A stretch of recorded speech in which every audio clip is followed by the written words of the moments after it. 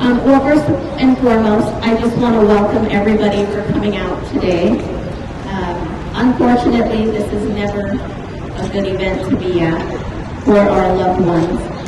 But I did want to point out, and if you see in the program, we do have some of our city and state leaders here today. And so those of them that are here and did show up, I just want them to go ahead and at least raise their hand and thank them for coming, so that hopefully they know how important this crime crisis is for us today. We have Albuquerque City Councilor Sena.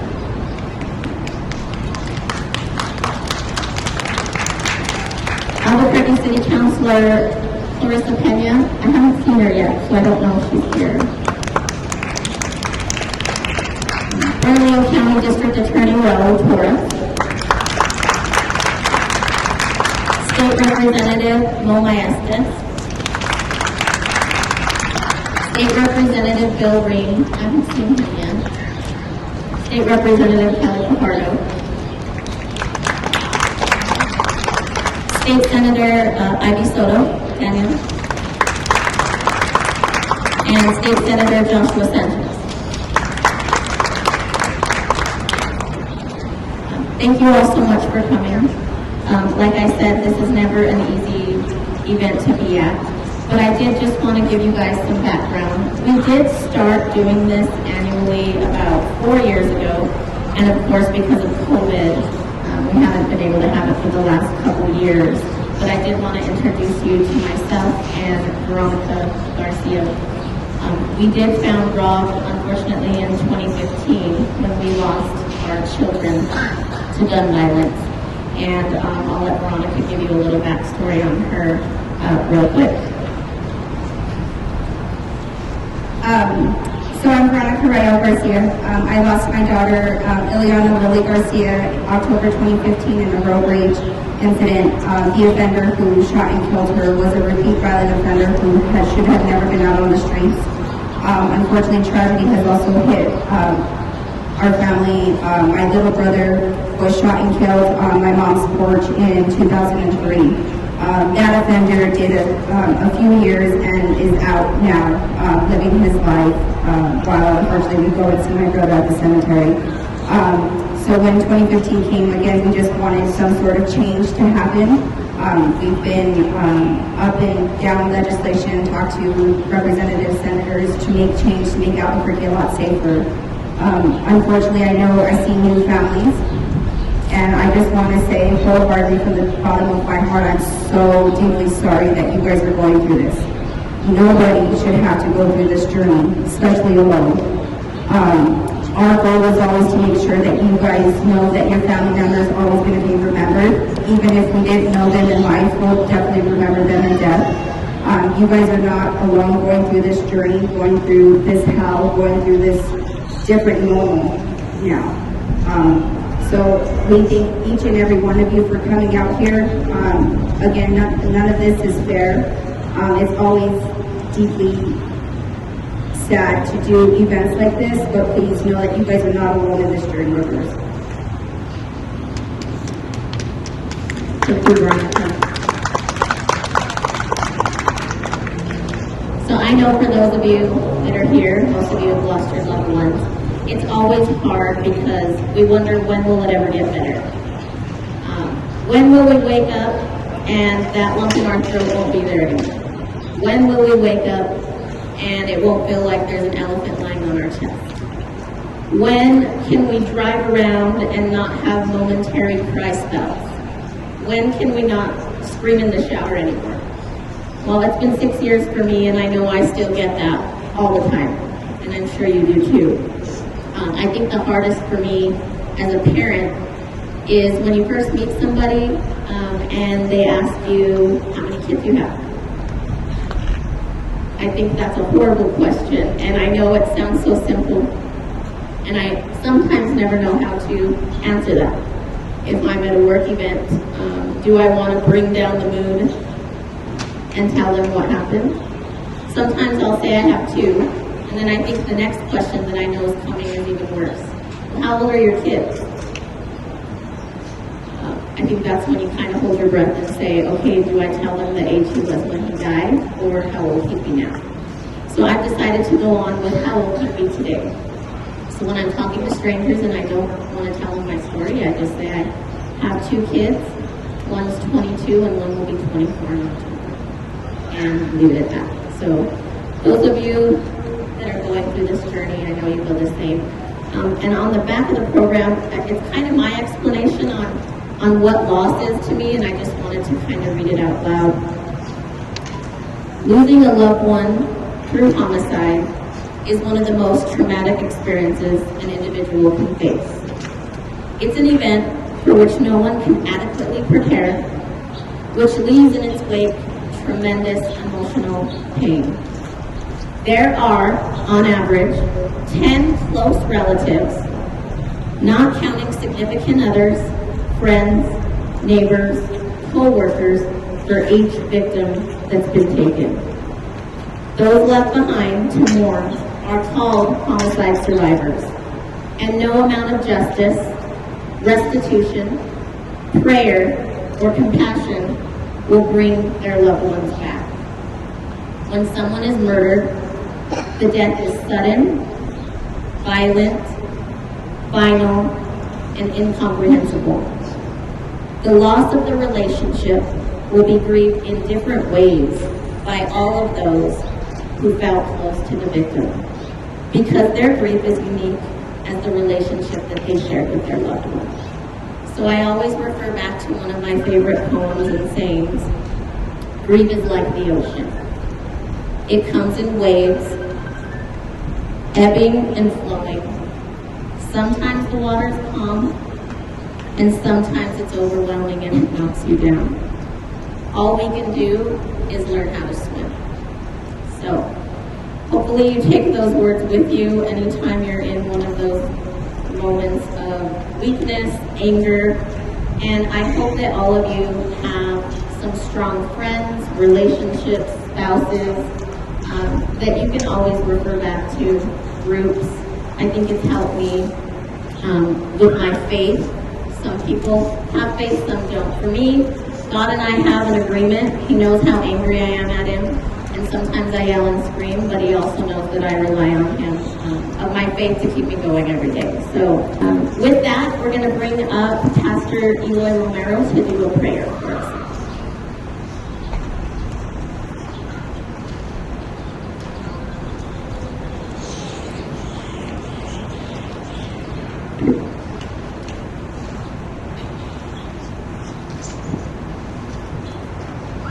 Before I pray, I want to read a scripture from 2 Chronicles,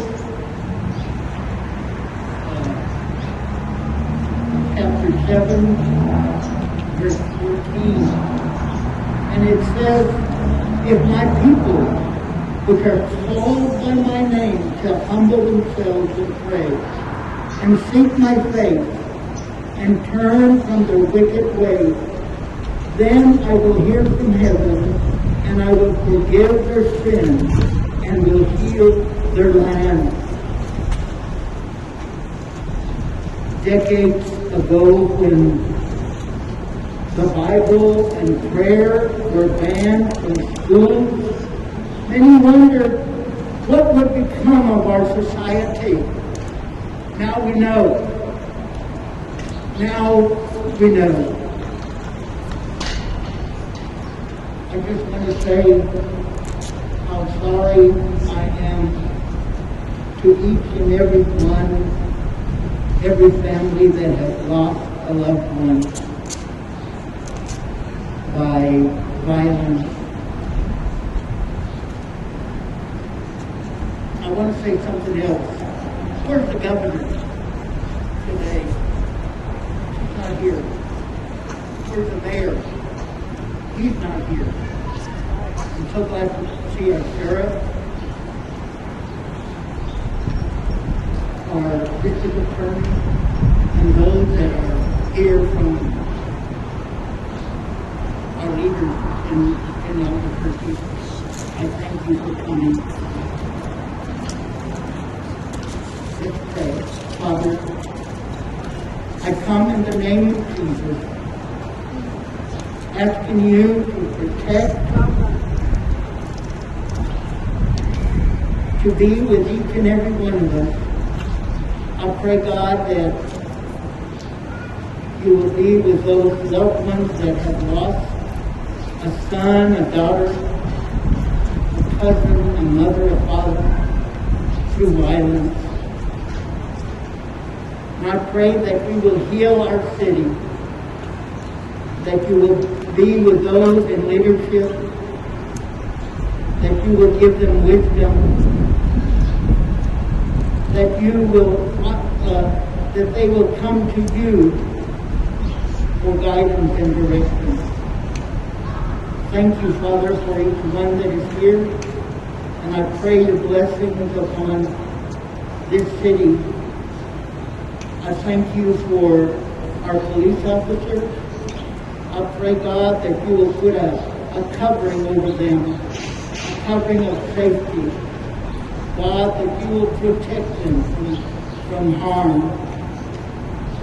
Thank you so much for being our God and who you are. We ask it in Jesus' name. And everybody said, Amen. Okay, now we are going to hear a reflection from former APD Chief Torrez.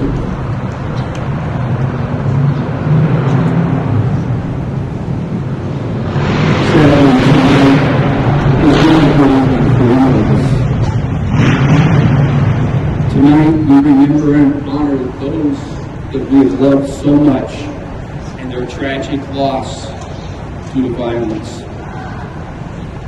Each person reflects so much loss for our families, our friends, our communities, and our society as a whole. One of you is probably holding a picture or a sign of a future doctor, dentist, attorney, baker, a family member that we have lost. Each and every one of them has their very own story. And tonight is an opportunity for us to remember that story. I tell you this, please remember this, you are not alone. We have had loving relationships separated by a tragic death. The pain and the loss that each of us feel is unbearable. That feeling is grief. It's real and it hurts. But grief has brought us together. And together we provide a place of peace, understanding, and comfort. I would ask each and every one of you for a moment just to close your eyes and focus in on the voice that you used to hear and on the face you used to see. Listen to that voice. Remember who they are. Why do I ask you to do that? Because you need to keep advocating. You need to demand accountability. You see, their voice has been silenced, but it's a voice you will always remember, and you will never forget. Make their voice your voice. Demand accountability. Demand that there be change made. May God bless each and every one. Thank you.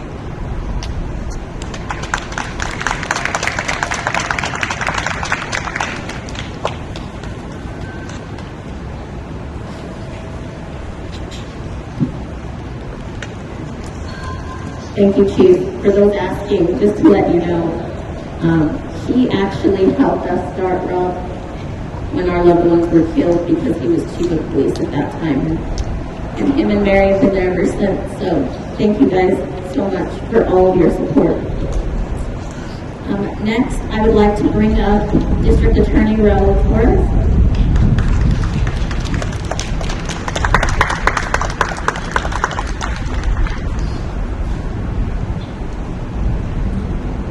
Nothing that I can say is going to take away the pain and the grief that each and every family feels here. There's nothing that we can share in terms of words and sentiment that are going to bring back what you've lost. But the chief is absolutely right. You have to search inside yourself and try to take from this tragedy some consolation that we can improve this community.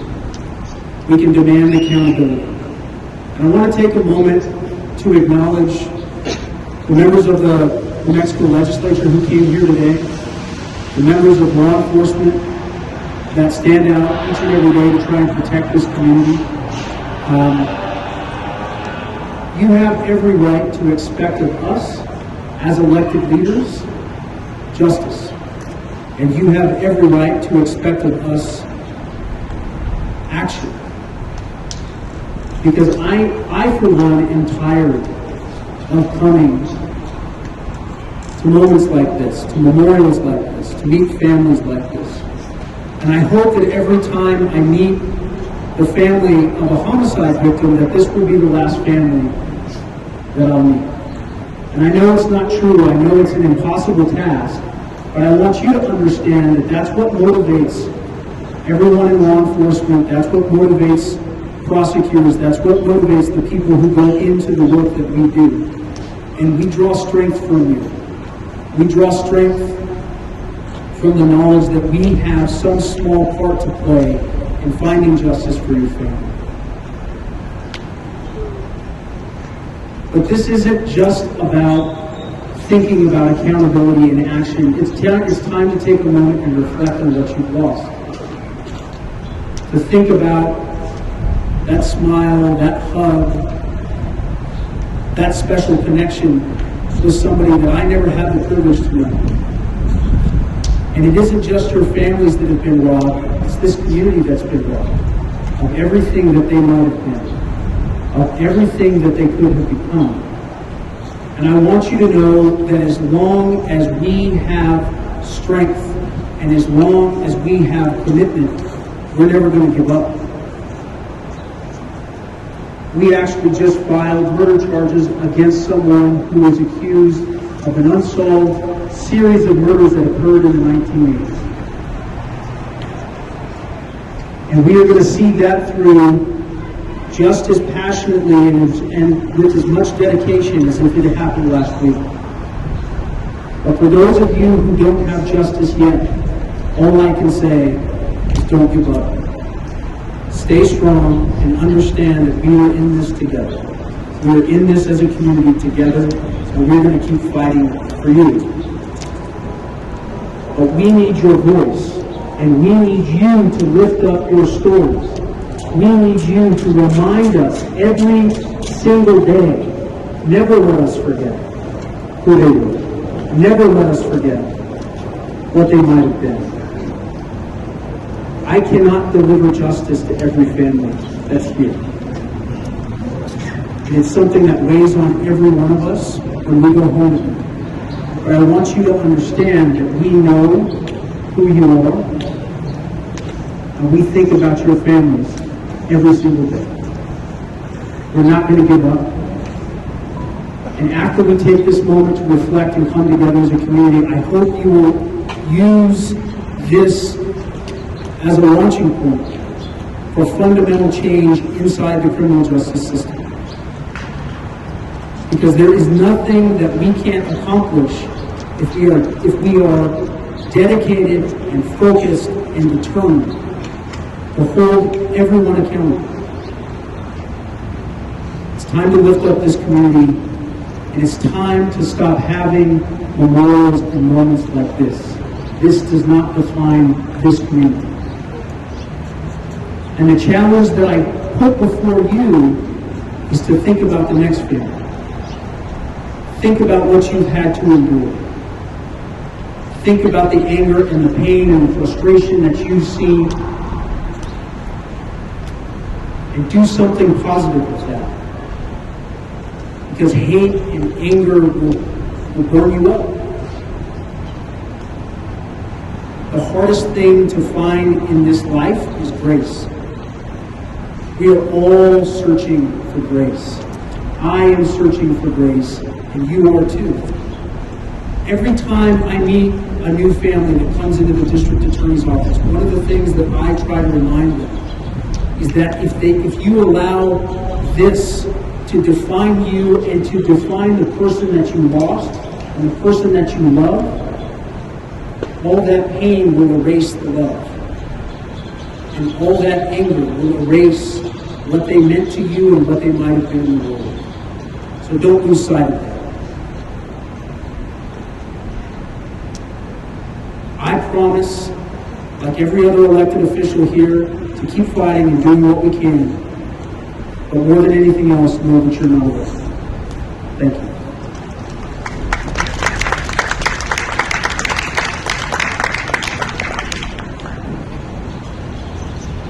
Thank you so much, District Attorney. And what he's saying is true, you guys. I did not announce Representative Marion Matthews. She's here as well. Thank you. We need all of you here in Santa Fe. I know you're here, but Veronica, Alan, myself, just the three of us up there trying to fight for stronger laws, it helps when we have more people.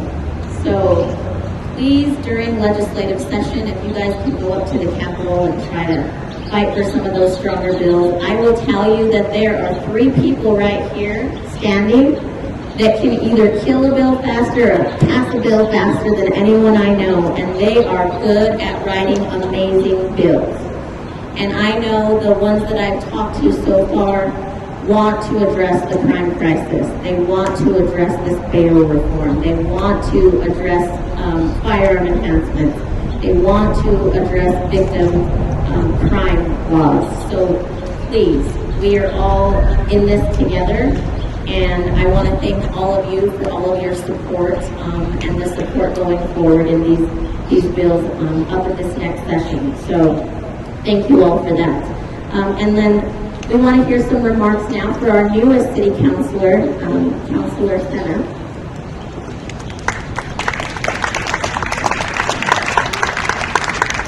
Thank you so much, Nicole, and thank you, Veronica, for also inviting me and the organizers and the founders of ROC. Again, my name is Sena. I'm the City Councilor for District 1. And tonight we're really here to honor the victims and the families of those that lost a loved one due to homicide. I know later on tonight we'll be reading many names in honor of those that we've lost, but we know that there are more names that won't be listed, that won't be called, that there are many murdered and missing Indigenous women that we still have not found justice for. And I want to make sure to acknowledge that, and that of many families. I also know that a lot of elected officials, including myself, are searching for the answers, are searching for the justice that you all are demanding. And I know that Councilor Pena, I know that she's just arrived, but as a good ally on council to demand for that justice and that change. It's not easy. It's not simple, but we have to continue to advocate for it. That oftentimes when I'm asked as an elected official, what will it take? Will it take for myself to be impacted by a violent crime, by a homicide in my life? And I said, the one life that's already been taken is enough. That the loss of a loved one is a ripple effect within our communities. That Albuquerque is small enough that there is 1 degree of separation between those that you have lost and how we, as a community member too, feel that impact. That the family members that you have lost and the grief that I can only imagine. That I know and see your pain, that at least I can see that resemblance. That I myself have also been impacted. I have lost loved ones. But that doesn't mean that that's what it will take, because it just takes one life. It is your loved one's life. And I too am seeking change and am demanding that change. But want to first honor and really note that we're here to celebrate those lives as well. And to be there for your families, as Nicole had mentioned, that grief does not end. Whether it has been a loved one that was taken 20 years till now, even if the individual is in jail, we still feel that that justice has not been served because the loved one is still not here. And I want to acknowledge that. And just know that I am here to listen, to hear and feel that pain myself, because I know one is too many of those that we feel that we've lost. And again, I want to thank all of the organizers, all of the elected officials, because it does take all of us. It's not just city council, it's not just our legislator or our governor, it's us as a community to demand that change.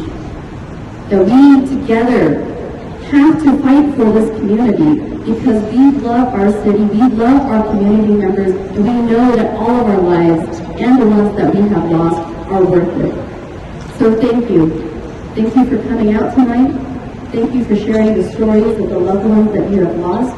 And thank you for continuing to advocate for the justice that you all and all of us deserve.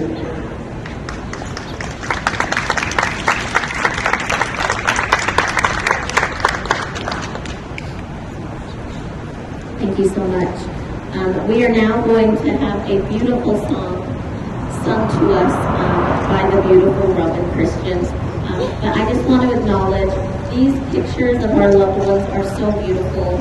Thank you all for bringing them. If you guys want to look at these pictures and the loved ones behind you and Isaiah's family, you guys always come out in droves, and I love you guys for that and the support. Everybody, these pictures are beautiful.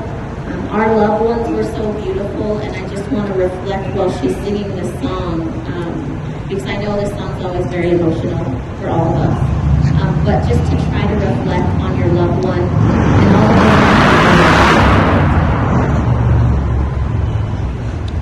God bless you guys. Usually before I sing, I like to thank God. I thank God is because He gave us the gift of Holy Spirit. And knowing that we have Holy Spirit, we know that we have eternal life. And that we will see our loved ones again. And how beautiful is that we can be together again one day. And as I sing this song, I can't help but think what heaven will really be like once we get there and we're all together again. So for your loved ones, it's not goodbye, it's see you later, and it's definitely not a long-lasting thing. So here we go. Tell me, what does it look like in heaven? Is it peaceful? Is it free like they say? Does the sun shine bright forever? Has your fear and your pain gone away? 'Cause here on earth it feels like everything good is missing since you left. And here on earth everything's different. There's an emptiness. Oh, I hope you're dancing in the sky, and I hope you're singing in the angels' choir.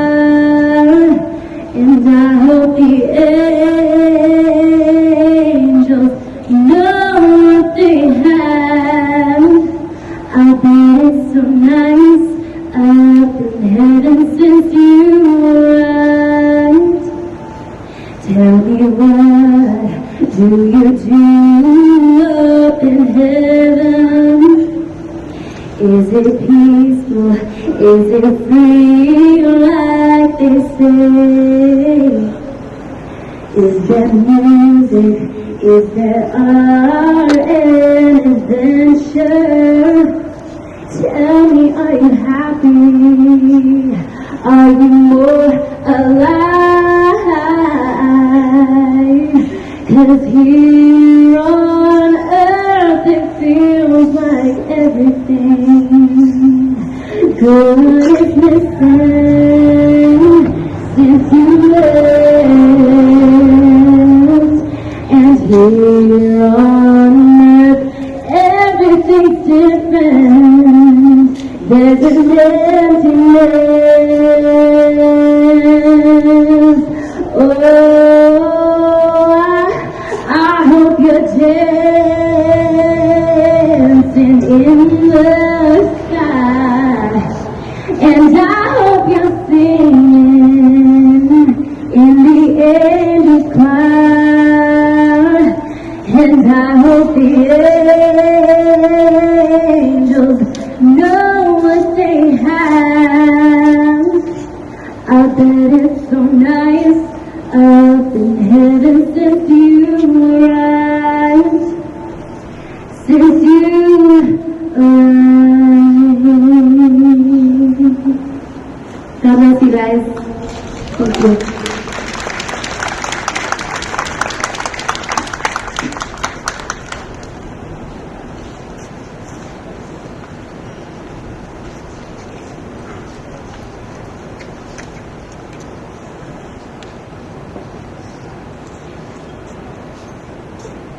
I don't think there's a dry eye.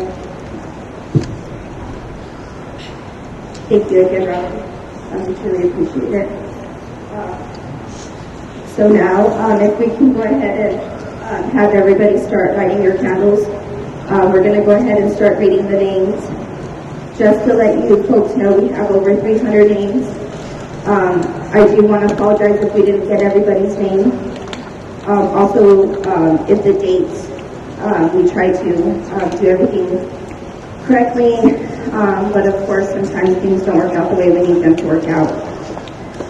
So I just ask for your patience.